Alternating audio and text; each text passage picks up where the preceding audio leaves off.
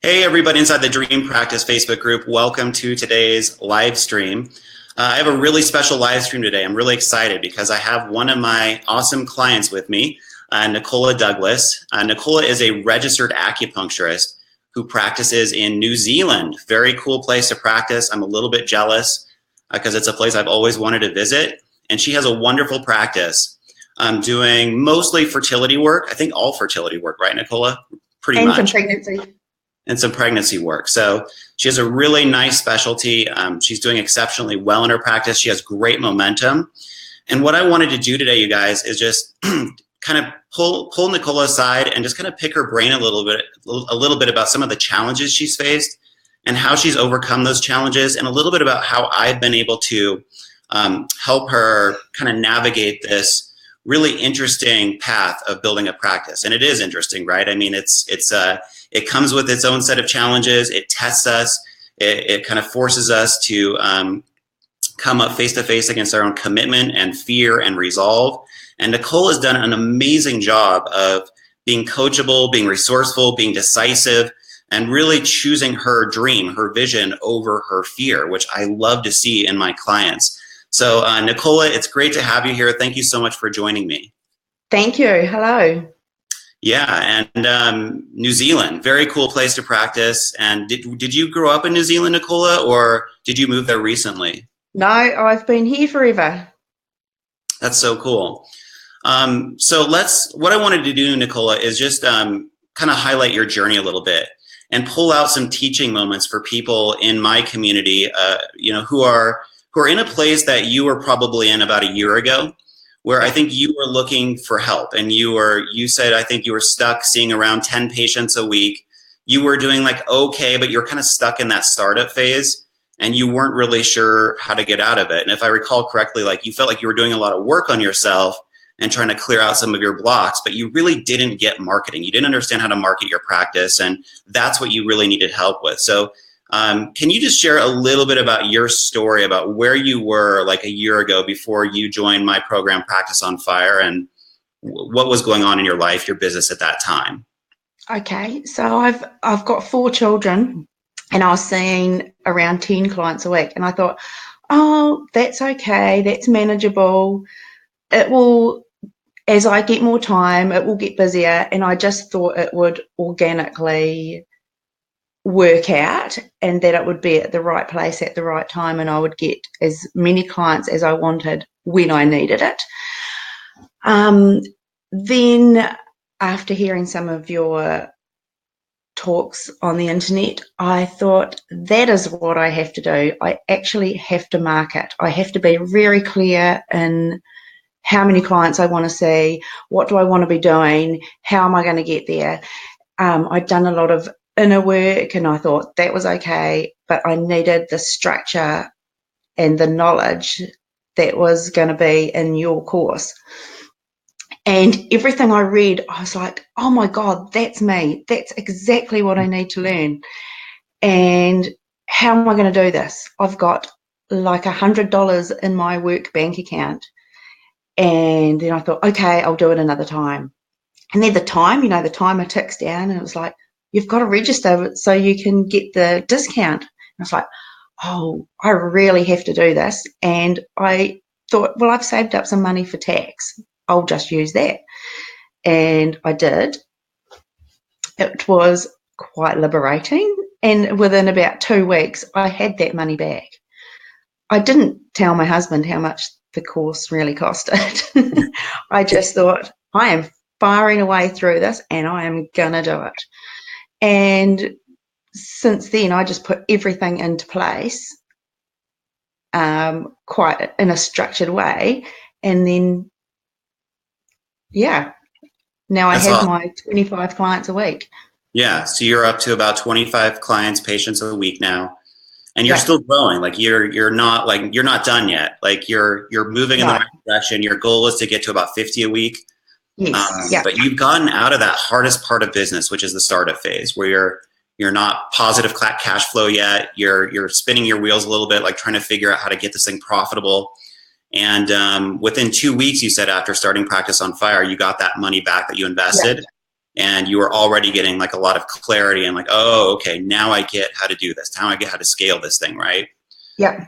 So you guys, there's a really important kind of teaching moment that I want to pull out of what Nicola just shared, because I hear this every day from people that are looking for support. They're looking for coaching or mentorship, but they're coming to me or other coaches and saying, I know I need this, but I can't afford it, or it's just not going to work out for me at this time. And it creates this kind of like downward spiral or like catch-22 feeling, like I need the support, but I can't afford the support. So what am I supposed to do? I'm just going to stay stuck. I hear this a lot. I'm very sensitive to that dynamic. Nicola was up against that very issue in herself, looking to join Practice on Fire, where she had to get resourceful. She had to tap into her courage and get really solution oriented to find a way to get the right support. And Nicola, let me know if you agree with this, but what I've seen in my life over and over again, and for the people that do join me and work with me, is when you want it badly enough and there's just no plan B, and you're not going to take anything less than actualizing your purpose and the work you're here to do, you'll find a way to get it done. You'll find a way to come up with the money. You'll find a way to invest in yourself. You tap into this level of resourcefulness that sometimes you didn't even know existed prior to this, right? And it's scary. It's like, it definitely tests your courage, but it's also like, and I heard you describe this, it feels like exciting, like, oh, there's something in you like that's coming alive because you're finally taking a stand for what you really want in your business and in your life. Does that resonate with you, Nicola, what I just said? Definitely. When you start feeling that energy lift, you know you're on the right track. If you're having a plan and it makes you feel good, you've just got to follow it and go for it because it keeps your energy high. Absolutely. And one of the things I've noticed in business is being great at what you do is one thing. Helping people is awesome. And having talent for your like clinical skill set is really important. But really, like, how you manage risk and how well you tap into your own resourcefulness to get stuff done and to be solution oriented is really what determines your level of success in business. And that's true whether you were, like where Nicola was a year ago, like in a startup phase trying to get that happening, or you're more in what I call phase 2, the expansion phase, and you're trying to scale from there, or you're trying to get into phase 3, the freedom phase, and you're trying to stop trading time for money. In each one of those junctures, you guys, you come up against your fear and you come up against this feeling of risk of like, how am I going to get the support to do this? How am I going to tap into this new level in myself to grow? And that's really what it is. It's about managing fear, managing risk really effectively. And I think what Nicola is describing is a perfect example of how she was able to do that, which is awesome. So Nicola, can you tell me like what in Practice on Fire? So in case you guys are new to my work or what I'm all about, so I have this 8-week program called Practice on Fire. People like Nicola, like acupuncturists, naturopaths, chiropractors, healers are an ideal fit for this program. And so that's really kind of what I offer in my coaching work right now. Nicola, can you describe a little bit about like what in this program helped you? Like what like just start with like the first thing that comes to mind. Like where, if you got that money back that you invested into the program within a couple of weeks, what did you do? Like where did you put your focus, and what do you attribute that to? So I just made a few tweaks on the website. I haven't completely changed the website yet. I just did the basics that needed to be on the front page. But I think the big thing was the Facebook ads, running those and having the templates from them. They were massive. They were really good. And now when I started, I think I had 100 fans, and now I've got 515, like just from being present on Facebook all the time and commenting and just being there, like putting yourself out there. I didn't even like doing Facebook very much because I just thought, oh no, I don't want to do that. What if no one wants to hear what I want to say? Or what if I say the wrong thing? I'm still not very good at it, but I'm way better than I was. Doing this today, I don't do videos. Yeah. So doing this today was like, pushing through it and do it. Just see, this is awesome, guys. Nicola's like stepping out of her fear, even doing this live stream, which is amazing because she's a shining example for everybody who hide sometimes or play small or like lets their fear get the best of them, right? And so you Yeah. not only jumped into Practice on Fire, like having to overcome some of your fear to even join the program, but you continued that momentum by putting yourself out there in a new way and getting over maybe some of the inner blocks you had against doing this, right? Against like showing up and like having your voice be heard and being willing to put yourself out there. And like whether you get trolls or people like saying crappy things on your Facebook, like you have to come up against those doubts, right? In order to like really want that and get that kind of visibility. Yeah, definitely. And I think when you doubt yourself or you go, I don't want to do that, now I think, why don't I want to do that? And come on, you can do that every time, a thought pops up. I want to do something. And, the first reaction is, no, you can't do that. I'm always, yes, I can. Yeah. I can. Yeah. So you went through quite a bit of personal change in this program to even like get to a place where you could put yourself out there and do Facebook ads or anything that like kind of symbolize, hey, I'm here, I'm expanding, I'm making my impact in the world. Like that always takes some shifts in yourself, some like, clearing out of the limiting beliefs and like owning a new way of seeing yourself and reclaiming your power, right? Yeah. Yep, and it's all about, I think, trusting the teacher as well, because I've had a personal coach before. And if you put your trust in that person and you see where you want to go, you've just got to suck it up and do those things that you don't like doing. And the results will show for themselves. And you go, okay, this is good. I can do more. It's so true, isn't it? Like if you want to get to like 25 patients a week, you're at 10 right now, for instance, based on your example of how far you've come. To do that, it always, like 100% of the time, requires you to bust out of that comfort zone. Yeah. To look at the things that are keeping you kind of stuck in this safety net of like, well, I hope I can do it and just bypass a lot of that discomfort that I feel. But the truth is, the more you're willing to just jump into that and just knock out those fears, the faster this is all going to happen. And I think your story illustrates that really well. So, Nicole, did you do, I know that Practice on Fire includes a lot of inner work, a lot of like meditations and personal development exercises and liberated life, that content. Did you explore quite a bit of that when you were going through the program to support you? Yeah, I did. I started at the start and I quite methodically moved through it. I have to say, I haven't implemented everything. Yeah. Work actually got quite busy and I didn't have that couple of hours to spend on it. And what else happened? Oh, kids' holidays, things like that. Absolutely. But since the new year, like I thought, well, I'm going to go back and do those things that I didn't do. And then you posted that thing about phase 2, and I was like, okay, yeah. What was the question again? Have I answered the question? Did I post that in the Practice on Fire group? I can't remember because I post all kinds of stuff. Like I'm just like, what is she referring to? It has to do with like the 3 different phases of business growth and kind of really identifying. Oh, I know what you're talking about. So I posted a video called "How to Expand Your Practice Using LHF," lowest hanging fruit. Yes, that's it. Yep. Yeah, and so it shows you exactly like if you're in phase 2, you're seeing anywhere from, and those could literally be anywhere from 20 clients, patients a week to 200, and you're trying to scale that and grow. Here's where you put your focus, right? So you watch that video and you're like, okay, this really crystallized. How am I going to get from 25 a week to 50 now? Yeah. And and honestly, Nicola, just do that stuff because I guarantee you that's the pathway to it, and it's the easiest way to go. So that's why Practice on Fire, I think, is really helpful, whether you're a startup or more established, because it'll really give you a roadmap to hit that next level as quickly as you can possibly get there and do it seamlessly and gracefully and not like bang your head against the wall, basically. So cool. So you did some of the daily meditations that I offer, the guided awareness tracks. You did some of the inner work with the Liberated Life webinars. Was there anything else and you did Facebook ads primarily and restructured your website. Was there anything else that stood out that you felt like was a new shift for you or like gave you a new insight during the program that you're like, oh, I didn't even know about that, or it just expanded your thinking? Anything else that jumps out? Everything to do with SEOs and all of that. I learned so much about that. I can talk jargon with people now.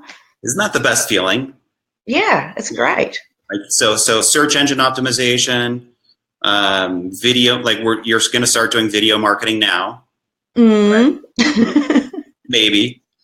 And guys realize this, like, even like Nicola and I right now, like doing a live stream, we have to work on ourselves to even be able to show up and do this for you guys, just to be like really honest. Like, it's never like 100% just, oh yeah, I'll just hit the live button and go. Or like anything that is about putting yourself out there, it's always going to like test this little part of you that doesn't want to do it, right? That wants to hide. Yeah. I don't think that ever changes. Even if you're making like 10 million a year or, you're making this massive impact in the world, there's still going to be a part of you that like wants to hide, right?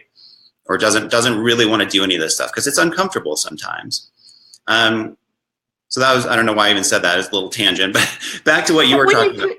Like, it is quite fun to see the results from doing those things. Like, I would run a few ads and my friends would start saying, wow, your business is really busy, isn't it? Or, wow, you're doing really good. And I'd go, yeah, I am. But really, it's just a few ads.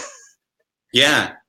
But did you notice, like, by implementing some of these things in Practice on Fire, like it just creates this energy inside of you and it creates this perception around you, like with people that are looking at what you're doing of like, oh, she's like tapped into something. She's busy. She's successful. And it creates this aura of authority in what you're doing, right?